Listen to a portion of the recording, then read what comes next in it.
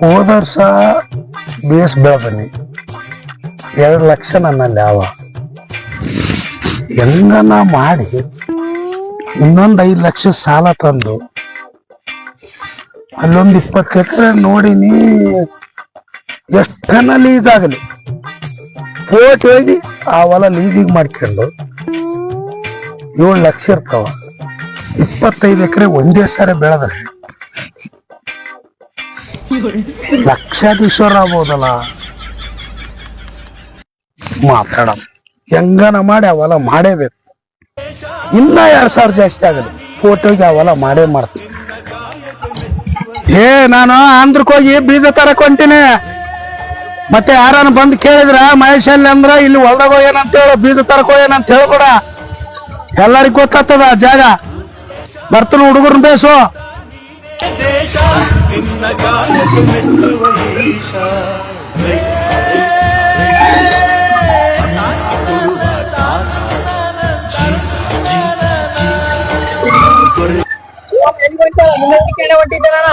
ಇಲ್ಲೇ ಊರಾಗ ಹೋಗಿ ಕಾಯಿಪಲ್ಲೆ ತಗೊಂಬರ್ತೀನಿ.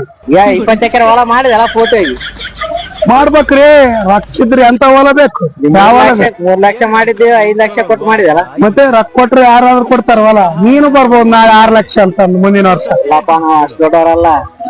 ಬೇರೆ ತಮ್ಮ ಹೋಯ್ ಹಂಗ ಇಲ್ಲೇ ಊರಾಗ ಹೋಗಿ ಬರ್ತೀನಿ. ಹಲೋ ಎಲ್ಲಿದ್ದಪ್ಪ? మీరు ఎక్కడ ఉన్నారండి? నన్ను చెప్పిన అడ్రస్ రండి, జల్ది రండి. ఎవరు తోలుకోరండి? ఒకరే రండి. వచ్చానప్ప.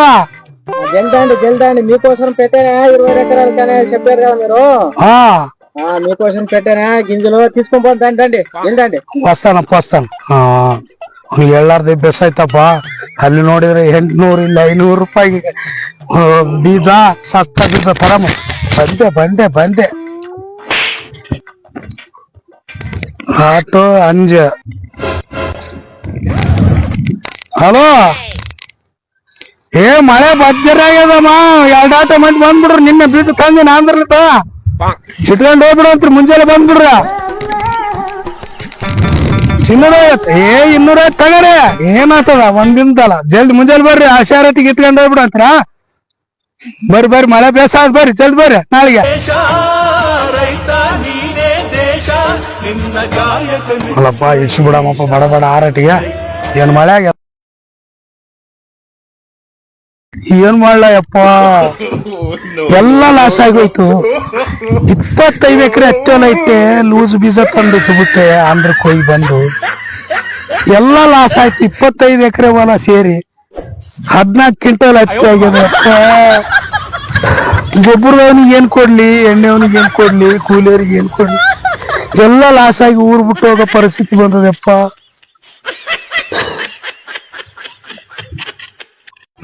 ದಯಮಾಡಿ ರೈತ ಬಾಂಧವರಲ್ಲಿ ಮನವಿ, ಅತಿ ಆಸೆಗೆ ಹೋಗಿ ಗತಿಗೇಡು ಎನ್ನುವಂತ ನಾವು ಮಾಡಿರ್ತಕ್ಕಂಥ ವಿಡಿಯೋದ ಸಾರಾಂಶ ಏನಂತಂದ್ರೆ, ನೀವು ಉತ್ತಮವಾದಂತ ಬೀಜ ನಿಮಗ ಪರಿಚಯ ಇರ್ತಕ್ಕಂಥ ಸ್ಯಾಟಿಸ್ಫೈಡ್ ಅಂಗಡಿ ಅಥವಾ ಅಧಿಕೃತ ಮಾರಾಟಗಾರರ ಮಳಿಗೆಯಲ್ಲೇ ತಗೊಂಬರ್ರಿ.